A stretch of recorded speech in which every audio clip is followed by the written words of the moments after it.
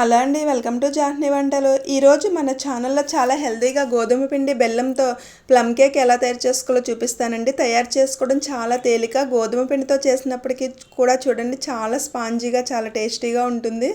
అందరూ తేలిగ్గా తయారు చేసుకోవచ్చు. ఇలాంటి హెల్తీ రెసిపీ కోసం ముందుగా స్టవ్ మీద కడాయి పెట్టుకోవాలి. కడాయి పెట్టుకుని దాంట్లో సన్నగా తురుముకున్న బెల్లం 1.5 కప్పు వేసుకోవాలి.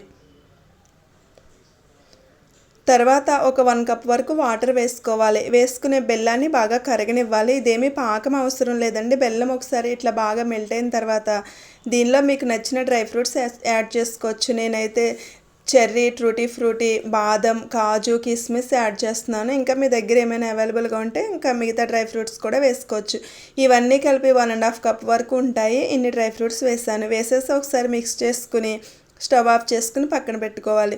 తర్వాత వేరేగా ఒక గిన్నె తీసుకుని దానిలో 1 కప్పు గోరువెచ్చటి పాలు వేసుకోవాలి. దానిలో 1 టీ స్పూన్ వెనిగర్ వేసుకోవాలి. వేసుకున్న తర్వాత ఒక 1/2 కప్ వరకు కుకింగ్ ఆయిల్ వేసుకోవాలి. ఎలాంటి ఫ్లేవర్ లేని సన్ఫ్లవర్ ఆయిల్ కానీ ఆలివ్ ఆయిల్ కానీ వేసుకోవాలి.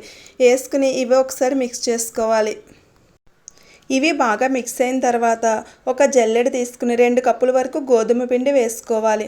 2 కప్పుల గోధుమ పిండి అయితే కరెక్ట్గా సరిపోతుంది. మీరు కావాలనుకుంటే 1 కప్పు మైదా, 1 కప్పు గోధుమ పిండి కూడా తీసుకోవచ్చు. నేనైతే 2 కప్పులు కూడా గోధుమ పిండే తీసుకుంటున్నాను. తర్వాత దీనిలో 1/2 కప్పు వరకు మిల్క్ పౌడర్ వేసుకోవాలి. మనం మైదా వేయట్లేదు కాబట్టి కేక్ హార్డ్గా రాకుండా మిల్క్ పౌడర్ వేసుకుంటే చాలా టేస్టీగా వస్తుంది. ఇలా మిక్స్ చేస్తున్నప్పుడు దీనిలో మనం తీసుకున్న 2 కప్పుల గోధుమ పిండికి 2 టీ స్పూన్లు బేకింగ్ పౌడర్ అయితే వేసుకోవాలి. తర్వాత 1/2 టీ స్పూన్ వరకు బేకింగ్ సోడా వేసుకోవాలి. అలానే 1/2 టీ స్పూన్ వరకు దాల్చిన చెక్క పౌడర్ వేసుకోవాలి. అలానే 1/2 టీ స్పూన్ వరకు ఇలాచీ పౌడర్ వేసుకోవాలి.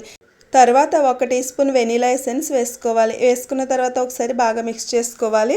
ఇలా మిక్స్ చేసుకున్నప్పుడే మనం ముందుగా రెడీ చేసుకున్న బెల్లం సిరప్ అయితే వేసుకోవాలి. ఇలా కొంచెం కొంచెం వేసుకుంటూ ఉండలు లేకుండా బాగా మిక్స్ చేసుకోవాలి. కేక్ బ్యాటర్ అయితే ఎప్పుడు ఒకే డైరెక్షన్లో కలుపుకోవాలండి, లేకపోతే కేక్ హార్డ్గా వచ్చేస్తుంది. ఇలా మనం రెడీ చేసుకున్న బెల్లం పాకం కొంచెం కొంచెం వేసుకుంటూ బాగా మిక్స్ చేసుకోవాలి. కేక్ బ్యాటర్ ఎప్పుడైనా ఓవర్గా కలుపుకోకూడదండి. ఒకసారి కలిసిన తర్వాత ఇంకా ఆఫ్ చేయాలి. ఇలా ఒకసారి బ్యాటర్ కలిసిన తర్వాత దీన్ని ఒక కేక్ టిన్లోకి అయితే ట్రాన్స్ఫర్ చేసుకోవాలి. చేసుకున్న తర్వాత ముందుగానే స్టవ్ మీద కడాయి పెట్టుకుని ఒక 5 నిమిషాలు ప్రీహీట్ చేసుకోవాలి. ఇలా ప్రీహీట్ చేసుకున్న కడాయిలో కేక్ టిన్ పెట్టుకుని మూత పెట్టుకుని 45 to 50 మినిట్స్ సిమ్లో బేక్ చేసుకోవాలండి. అంతే, చాలా టేస్టీగా ఉండే ప్లమ్ కేక్ రెడీ అయిపోయింది. వీడియో నచ్చితే తప్పకుండా లైక్ చేసి కామెంట్ చేయండి. అలానే తప్పకుండా మన ఛానల్ని సబ్స్క్రైబ్ చేయండి.